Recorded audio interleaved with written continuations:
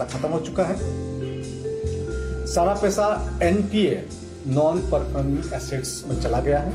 बड़े बड़े उद्योगपतियों को लोन दिया गया है, बड़े बड़े बिजनेसमैन को लोन दिया गया है और उन लोगों ने लोन वापस नहीं चुकाया है ना।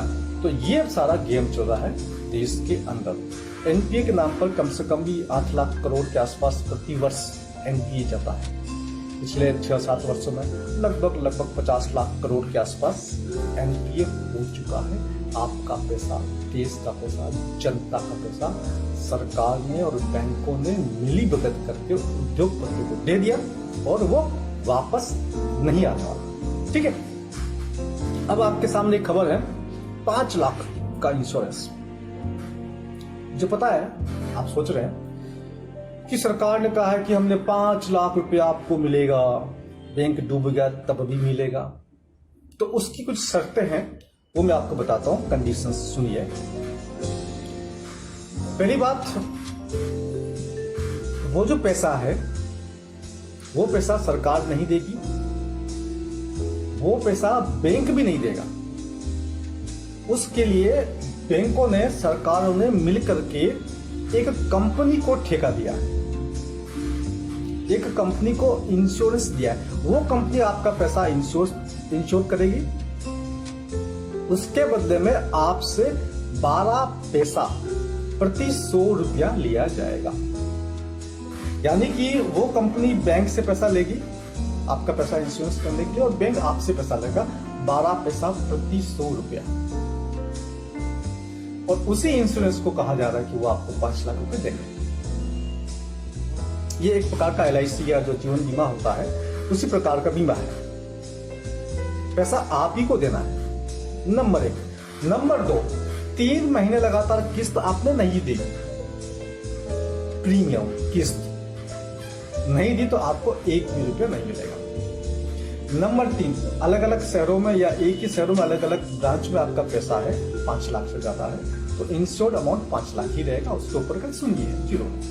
नंबर 4, मान लीजिए किसी का 50 लाख रुपया जमा है बैंक के अंदर और आपका भी 5 लाख जमा है उसके अंदर, बैंक के अंदर। अब 50 लाख वाले को 5 लाख रुपया आप इंश्योरेंस दे दोगे तो वो क्लेम करेगा बाकी पैसों के लिए कि आपको भी 5 लाख मिले और उसको भी 5 लाख मिले, ये तो संभव नहीं है। तो उसके लिए क्या है कि रेशियो बनाया जाएगा। मान लीजिए किसी का 50 लाख बैंक में जमा, सबसे बड़े आदमी का, और बाकी का कम है तो उसको 5 लाख मिलेंगे, उसके अनुपात में, उसके रेशियो में आपको मिलेगा। हो सकता है कि आपका 5 लाख जमा हो लेकिन आपको 50,000 ही मिलेगा। यदि बैंक में कोई और बड़ा आदमी है जिसका 5 करोड़ का जमा कर रखे हैं और आपने 5 लाख जमा कर रखे हैं तो हो सकता है कि आपको 5 लाख की जगह 5,000 ही मिले, क्योंकि वो इंश्योरेंस जो है वो इस प्रकार से कैलकुलेट होता है कि सबसे बड़े व्यक्ति का कितना पैसा, उसका 5 लाख मिलेगा। तो उसके हिसाब से आपके अनुपात में जितना पैसा हो उसका आपको 500 रुपये ही मिलेगा, वो भी नहीं मिलेगा। इसके लिए सरकार ने जिस कंपनी को ठेका दिया है वो कंपनी है DICGC। इस कंपनी को सरकार ने ठेका दिया, ये कंपनी देखेगी, सरकार की कोई जिम्मेदारी नहीं है, बैंक की कोई जिम्मेदारी नहीं। ये ऐसा इसलिए किया गया है ताकि आप लोग भ्रमित हो जाए, आपको लगे कि जी हमारा पैसा बैंक में सुरक्षित है, बैंक में जमा करा दो। बस एक बार आपका पैसा बैंक में गया और वो बड़े बड़े उद्योगपति को दे दिया, उन्होंने वापस नहीं लौटाया और वो डाल देंगे एनपी में, पट्टे खाते के अंदर, और बैंक बाद में डूब जाएंगे। तो डूब जाएंगे तो उसके लिए सरकार ने एक व्यवस्था कर दी बैंकों के लिए। अगर बैंक डूबता है तो सरकार ने आसानी से बैंक कैसे डूबे वो व्यवस्था भी कर दी। बैंकों को अगर बेल आउट सरकार देती है, अब उसकी आवश्यकता नहीं है, बैंक अपने ही कस्टमर्स का पैसा ले सकती है। बैंकों को समस्त लायबिलिटी से फ्री कर दिया गया, कोई उत्तरदायित्व नहीं है। पैसा डूबेगा तो कंपनी जाने, आप जाने। दिवालिया की तरीके, दिवालिया होने के तरीके, दिवालिया होने पर जो उसका जो तरीका होता है, पेपर वर्क जो होता है, उसको बहुत ही आसान कर दिया गया है। यानी कि आपने पैसा जमा कराया और उधर बड़े बड़े उद्योगपतियों के पास पैसा पहुंचा। एक बात और, पूरे देश का व्यापार ठप पड़ा हुआ है, बिजनेस डाउन है, बेरोजगारी चरम सीमा पर है, उसके बावजूद शेयर मार्केट उछल रहा है, बहुत तेजी के साथ चल रहा है। ये फटने वाला है, ये बबल है, ये कभी भी फट सकता है।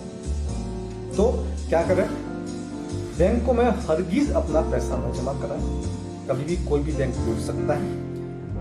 हाँ, एक काम हो सकता है कि डाकघर अभी भी सुरक्षित है, डाक खाता में आप पैसे जमा कराएंगे, वो थोड़ा सुरक्षित लगता है मुझे।